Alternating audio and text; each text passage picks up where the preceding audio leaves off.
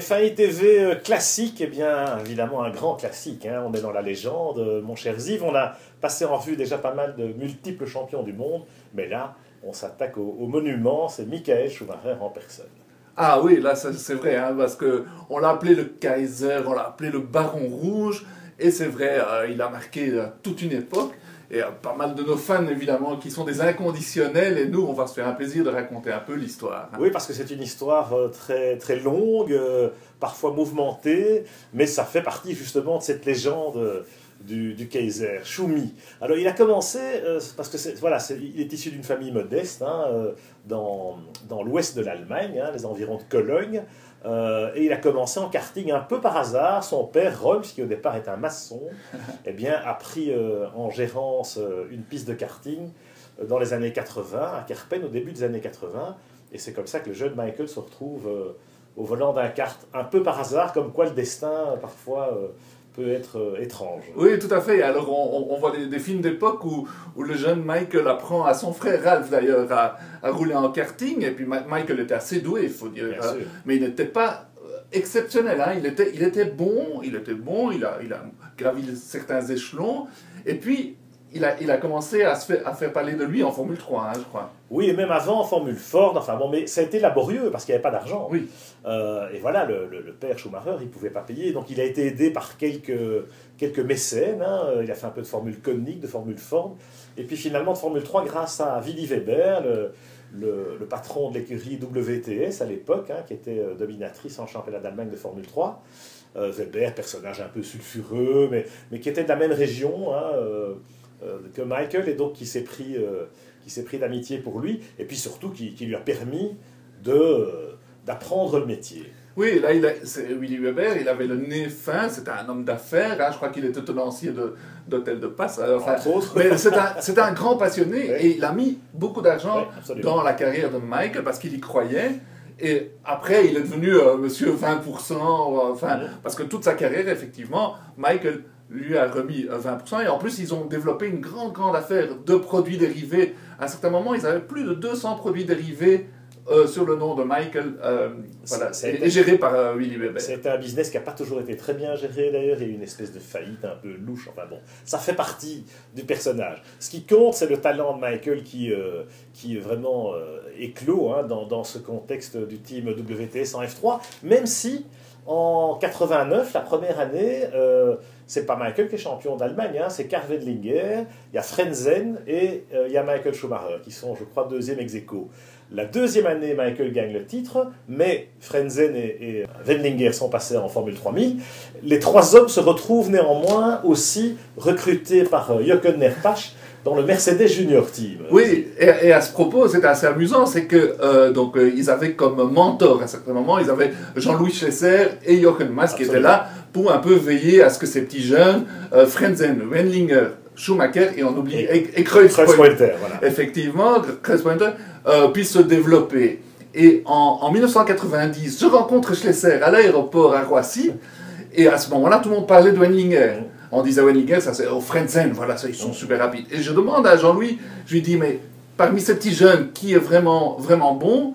Et à ma grande surprise, il dit, faut tenir à l'œil ce Michael Schumacher, parce que lui, il est vraiment exceptionnel. Et à ce moment-là, j'ai commencé à le suivre, et il avait raison, le Schless. C'est marrant parce que moi j'ai eu la même conversation avec Jochen Mass, qui faisait équipe avec eux, hein, qui les formait vraiment. Il y avait Schlesser, Baldi sur l'autre voiture, Mass, il était vraiment le mentor des jeunes. Et c'est vrai que l'impression qu'on avait, c'était que Wendlinger, surtout Frentzen avait un car control, un talent naturel absolument sensationnel. Wendlinger avait un petit coup d'avance sur Michael. Et on se disait, voilà, ils ont l'air très bien tous les trois, mais... Et Mass lui-même me dit, c'est vrai que Frentzen était plus vite, naturellement plus vite, que Wendlinger était peut-être un peu plus mûr. Mais Michael a très vite appris. Michael était une éponge, m'a dit Jochen, et en très peu de temps... D'ailleurs, il y a eu une saison, c'est 91, où, alors que Frentzen et Wendlinger étaient en Formule 3000, Michael a tout simplement pas eu les moyens de faire de la Formule 3000. Il était champion d'Allemagne d'F3, mais sans un vrai budget pour faire de la Formule 3000. Et du coup, Mercedes lui a donné plus de temps de piste, il a fait tous les essais de développement avec les Sauber Groupe C, et bon, Mas m'a dit à ce moment-là, il a fait des milliers et des milliers de kilomètres, il a fait toutes les courses et il s'est investi dedans. Et quelque part, ça a été une école formidable pour lui. Oui, alors c'est bon, en faisant un raccourci incroyable, il devait quand même beaucoup à Mercedes, hein, sa carrière, Oui, il la doit à Mercedes. Et bon, en fin de carrière, il a réussi à leur rendre l'appareil parce que finalement, on en reparlera. On en reparlera, c'est oui. vrai.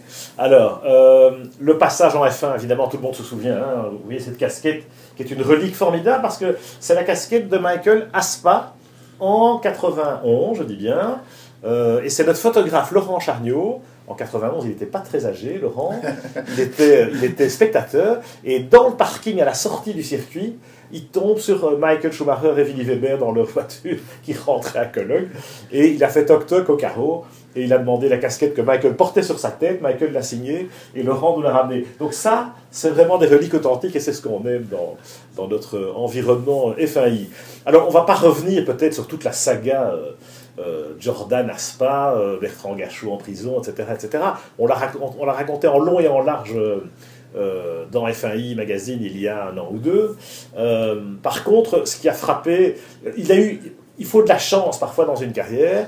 Et souvent, on se dit, et s'il n'y avait pas eu ça, hein, qu'est-ce qui bon et franchement, Michael, si Bertrand Gachot ne se retrouve pas en tôle pour des raisons complètement ridicules, l'opportunité de Jordan ne se présente pas, il court sans doute pas du tout en F1 en 91, il accède peut-être à la F1 en 92, mais où ça souvenez-vous, Wendlinger, il courait avec la marche ex-Leyton-Noss qui était au bout du rouleau, avec des moteurs Ilmo, ou en 93, avec les Sauber débutants. Imaginez Michael dans ce contexte-là, c'est peut-être pas le même plan de carrière. Hein. Ah oui, tout à fait. Et il faut beaucoup de chance. Et on se dit que bon, un champion de son calibre aurait quand même trouvé chaussure à son pied. Mais ce qui est aussi intéressant, c'est que bon, il explose aux yeux de tous à Spa. Il a beaucoup de chance. Il a beaucoup de chance aussi, excuse-moi, parce que la voiture était au top. Gary Anderson et Bertrand venaient de mettre le doigt sur des réglages magiques à Budapest, au Grand Prix précédent, où Bertrand fait le record du tour en course. Alors certes, en s'arrêtant, en mettant des pneus tard dans la course, mais enfin, c'était quand même significatif. Il fait le deuxième temps du warm-up. Là, c'était déjà plus voilà, à armes égales par rapport aux autres. Donc là, Jordan avait voilà, cette magic touch à ce moment-là de la saison. Et d'ailleurs, De Cesaris a été en tête du Grand Prix pendant... Ah oui, il a failli gagner. Il a failli gagner. Donc voilà, tout le monde se souvient de Michael et de son chrono aux essais. Mais en réalité, son Grand Prix, il est vite plié parce qu'il grille l'embrayage au départ et en bas de la descente de l'eau rouge, ben, il est en panne. Mais tout le monde, voilà, il a marqué les esprits et c'était le but. Et dans la foulée, de manière absolument rocambolesque, il y a ce transfert chez Benetton fomenté par Tom Walkinshaw et Flavio Briatore. Et là c'est aussi cocasse parce que donc Jordan veut le signer tout de suite pour le restant de la saison, pour les saisons suivantes, etc. Il est censé avoir juste avant Monza un rendez-vous avec Jochen Neerpach qui remet ça. Et, non, il y a des excuses parce qu'il téléphone à Briatore, il téléphone un peu partout dans le paddock pour voir s'il y a ouverture. Puis finalement, ce rendez-vous se fait. Et Jordan sort un contrat de sa poche, et Neerpach sort un contrat de sa poche aussi. Et Jordan est surpris parce qu'il dit, mais c'est pas ça l'usage, c'est moi qui sors un contrat. Et Neerpach, il dit, non, nous on a un contrat qui est fait par IMG parce que... et il faut signer là. Et Jordan qui, bon, il dit, laisse-moi réfléchir un peu, etc. Le temps que Jordan réfléchisse, Briatore saute dessus. Quoi. En réalité, tout ça a été... cousu de fil blanc, et Jordan, on l'a un peu poussé. Bon, il faut dire que Jordan essayait de piquer un maximum d'argent à Mercedes aussi pour finir la saison, etc. Et que Briatore a tout de suite compris qu'il y avait un coup à faire et qu'il pouvait le... Briatore s'est mis dans le sale drap parce que Moreno avait un contrat, il y a eu un procès, enfin, ça a été... la veille du Grand Prix d'Italie à Monza en 91 a été complètement dingue. Enfin, ce qui compte, in fine, c'est Schumacher dans la Benetton, et là, tout de suite, à Monza, à Estoril, voilà, il y a Nelson Piquet dans l'autre voiture, et boum, boum. En qualif, il est devant, en course, il met des points et termine devant Nelson aussi. Et quelque part, il a enterré Nelson Piquet, quoi. Hein. Sur les 5-6 derniers Grands Prix, mais voilà, c'en était fini de la carrière de Nelson. Ah oui, là, il a fait tout de suite très forte impression, et on a vu que, tout compte fait, il avait pratiquement pas de kilomètres en Formule 1, parce que même à Spa, il n'avait pas roulé, donc un talent naturel incroyable, et là, bon, il envoie un triple champion du monde à la retraite, donc la messe est dite. il est dans la Benetton pour 92. Hein. Et il est le patron chez Benetton, il devient le patron chez Benetton, c'est Walkinshaw qui l'intronise un peu. Nelson Piquet, juste pour la parenthèse, Nelson Piquet, il ne faut pas croire qu'il était heureux de cette situation, et il n'a pas choisi d'arrêter sa carrière en F1. Quoi. Moi je me souviens de Nelson à Magny-Cours, l'hiver 91-92, négociant avec Ligier pour essayer de rester en F1. Donc, voilà. En attendant, Michael se retrouve chez Benetton dans un environnement qui est en pleine mutation, parce qu'il y a eu une période John Barnard, il y a une nouvelle usine à Enstone, mais il y a surtout Tom Walkinshaw qui ramène Ross Brown dans ses valises, il y a Briatore qui commence à bien comprendre le dessous des cartes, et voilà, très vite, Michael lui aussi éclate, il gagne son Grand Prix à Spa en 92, et puis à partir de 93, il est régulièrement un candidat à la victoire, même s'il y a les Williams qui sont assez intouchables, il y a Ayrton Senna évidemment avec la McLaren. C'est finalement en 94, mais dans un contexte très tendu évidemment, avec le drame d'Imola et tout ce qui a suivi, que Michael remporte son premier titre mondial, mais dans des conditions pas très élégantes. On se souvient de l'accrochage avec Damon Hill à Adélaïde, Ziv. Oui, disons que Michael est au sommet de son art et qu'il roule vraiment comme un dieu, c'est fantastique. Mais il y a quelques événements qui entachent ce premier titre,